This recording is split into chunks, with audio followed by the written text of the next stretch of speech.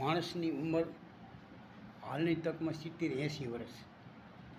80 વર્ષમાં તો શરીરનો કેટલો ઠાઠ કરે છે, કેટલો શોખ કરે છે, કેટલો ઘમંડ કરે છે, એને ખબર નથી માણસને કે આ નામ તમારામાં રહ્યું એની કેટલી ઉંમર છે, અનંત ઉંમર છે, એની કોઈ સીમા નહીં, અજરા અમર છે. તો નામનો કોઈ વિચારતો નથી, એને શરીરનો વિચારે.